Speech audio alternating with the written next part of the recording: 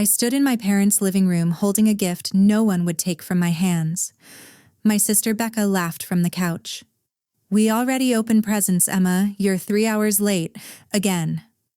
Mom sighed without looking up. "Just put it with the returns, honey."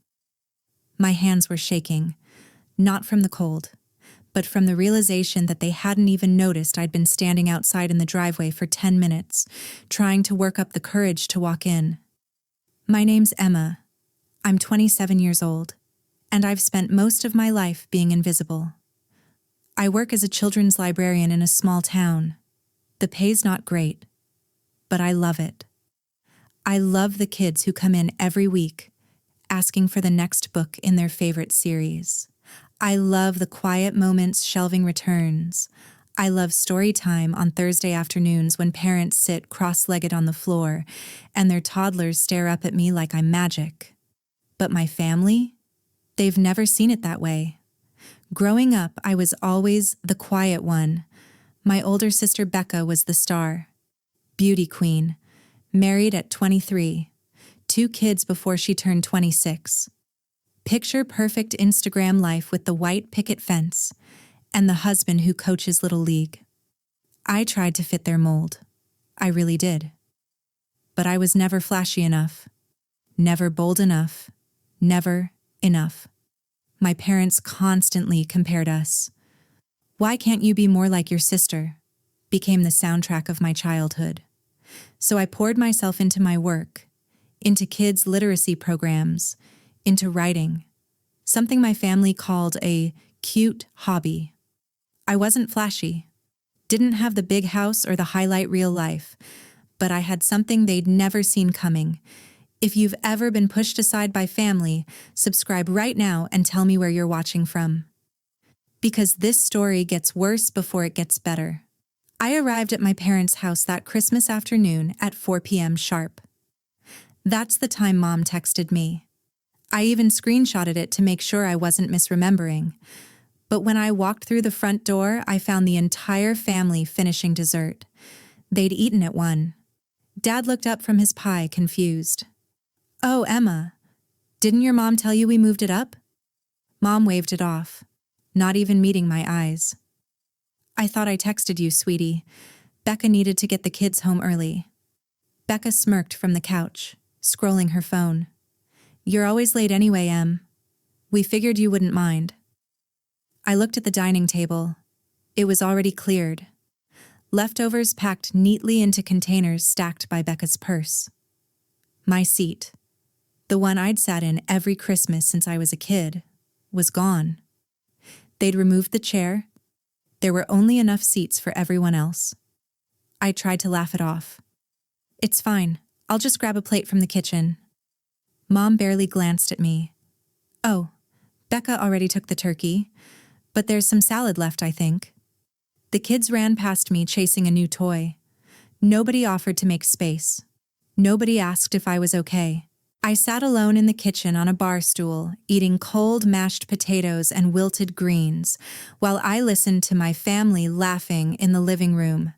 And then I heard it. Becca's voice, low but clear, drifting from the hallway. "Honestly, she's 30 next year and still shelving books for a living. It's embarrassing." Mom's reply was quieter, but I caught every word.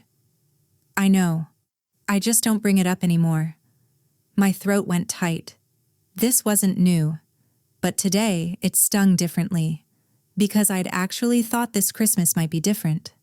After I choked down my sad little plate, the family gathered in the living room for the gift exchange. I sat on the floor near the tree with my small stack of wrapped presents. I'd spent weeks on them, personalized children's books I'd illustrated myself, one for each family member, with their kids' names woven into the stories. Becca's family got huge, elaborate gifts. The kids tore through mountains of toys. My brother-in-law got a fancy watch. Becca got a spa weekend voucher tucked inside a glittery gift bag.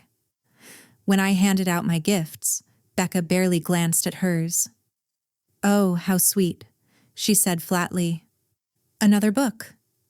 She set it on the side table without opening it. Mom did the same. I waited for my turn to receive something. Anything. Dad finally pulled a wrinkled envelope from his pocket and handed it to me. Here you go, kiddo. Inside was a $25 coffee shop gift card. The envelope had someone else's name crossed out. Becca got a spa weekend. I got what you give to your mail carrier. But it got worse. Later, while everyone snacked on cookies and talked about New Year's plans, my aunt turned to me. So, Emma, any big plans for you? Marriage? Career change? Before I could answer, Becca cut in. She's still at the library, same as always. Dad laughed. At least she's consistent. Everyone chuckled like it was the funniest thing they'd heard all day. Becca leaned forward, louder now. Honestly, Em, when are you going to do something real? You can't live like a teenager forever. My voice cracked. I love my job. She rolled her eyes. That's what people say when they've given up. I wanted to disappear. I wanted to melt into the carpet and never be seen again. But I stayed. Because I'd been trained my whole life to stay quiet, to take it, to smile and nod and pretend I wasn't bleeding. Then Mom pulled me aside into the hallway. Emma, sweetie, I need to ask you a favor. I should have known. Becca and her husband want to go out tonight. Could you watch the kids? I hesitated. I had plans the next morning, a video call with my editor. But before I could say anything, Mom's tone shifted. You're the only one without a family, Emma. It's the least you can do. I felt my stomach drop, but I nodded. Yeah. Okay. Later that night, while I was babysitting, I heard Becca and her husband come back early. They were standing in the driveway, right outside the window. Becca's voice carried clear through the glass. I love my sister, but she's just stuck. Mom and Dad are too nice to say it. Her husband laughed. At least she's useful for babysitting. I sat there in the dark guest room, staring at my phone, my chest tight. I almost left, almost grabbed my coat and walked out. But then my phone buzzed. A text notification lit up the screen, and for the first time all night, I smiled. What they didn't know was that I'd spent the last 2 years working on something they'd never taken seriously.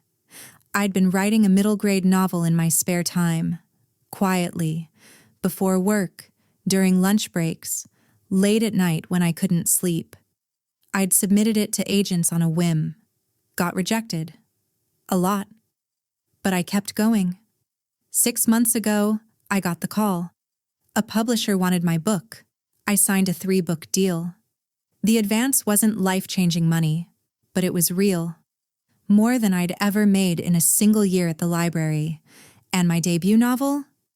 It had been selected for a major national reading program.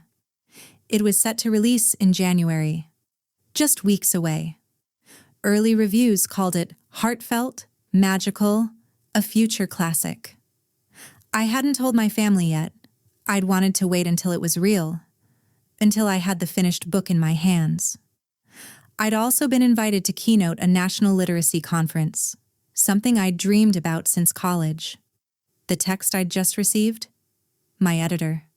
Confirming the book had hit a bestseller pre-order list. I didn't need their approval anymore. But I'd wanted, just once, to be celebrated by them. Now I realized they'd never see me, no matter what I did. My phone buzzed again. This time it was Jenna, my best friend from college. She's a journalist now, sharp, fearless, the kind of person who doesn't let anyone push her around. Her text read, "Your book is blowing up on Book Talk. Have you seen it?" I opened the app. Video after video. Readers crying over my story. Teachers ordering classroom sets. Kids dressing up as my characters for book reports. My phone rang. Jenna. You need to tell them, Em. You've earned this. I sighed. I tried. They don't listen. Then make them listen. She was right. I decided I'd give them one more chance. I'd bring the book to Christmas breakfast the next morning and share the news properly. But that night, while I was putting Becca's kids to bed, I heard her and her husband come home early. They stood in the driveway, voices drifting through the cracked window. "I love my sister," Becca said, "but she's just stuck. Mom and Dad are too nice to say it." Her husband laughed. "At least she's useful for babysitting." That's when my heartbreak turned to something sharper. Clarity. I was done trying to fit into their story. I texted Jenna. "I'm telling them tomorrow, but not the way they expect." The next morning, I showed up to Christmas breakfast with a box wrapped in silver paper. My family barely looked up. Mom wiped her hands on a towel. "Oh, Emma, we're not doing more gifts." I set it on the table anyway. "This one's not from me. It's for all of you." I unwrapped it myself. Inside were 5 advance copies of my debut novel. The cover was stunning. Watercolor illustrations I'd painted myself. My name printed bold across the top. I placed one in front of each family member. Dad picked it up, confused. "What's this?" I took a breath. My voice was steady now. "It's my book. I wrote it. It's being published in 3 weeks." Silence. Becca flipped it over, skimming the back. "Wait, you wrote a book?" "I've been writing it for 2 years," I said. "It's part of a 3-book deal, and it just hit a bestseller pre-order list." Mom's face shifted. Surprise? Disbelief?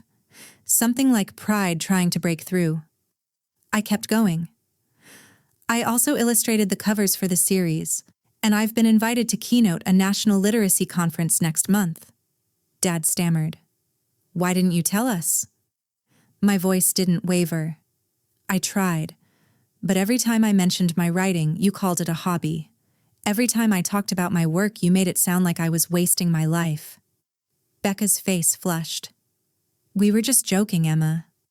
"No, Becca," I said quietly. "You weren't. You've spent years making me feel small because my life didn't look like yours." Mom reached for my hand. "Sweetheart, we're proud of you." I pulled away, gently. "You didn't even open the book I made you yesterday. You gave me a re-gifted gift card. You moved Christmas dinner and didn't tell me." My voice cracked, but it didn't break. "I don't need you to be proud of me now. I needed you to see me when it was hard." I stood up, left the books on the table. Becca scrambled to her feet. "Emma, wait, this is amazing. We had no idea." "You had every idea," I said. "You just didn't care. Dad tried one last time. Don't leave like this." I looked at him, at all of them. "I'm not leaving angry, I'm leaving free." And I walked out. I drove home with my hands still shaking, but my chest felt lighter than it had in years. I didn't cry, I just breathed. Later that day, my phone exploded. Texts from Mom, 3 missed calls from Becca. Voicemails saying she was so proud and didn't realize. I didn't respond right away. I wasn't ready. And that was okay. I met Jenna for coffee that afternoon. We toasted with oversized lattes. She grinned. "How do you feel?" I thought about it, really thought about it. Like I finally unwrapped the gift I've been trying to give myself for years, I said. Permission to be enough. A week later, my book released. It was featured in national magazines, school libraries, book clubs across the country. My family tried to post about it on social media. I asked them not to. I wasn't punishing them. I was protecting my peace. And for once, their silence didn't hurt me. It freed me. Where are you watching from? Drop it below. I always check. If this story hit home, share it with someone who needs to hear it. And if you've ever been the invisible one in your family, just know, your story matters. Even if they haven't seen it yet. Subscribe if you want more real stories like this. I'll see you in the next one.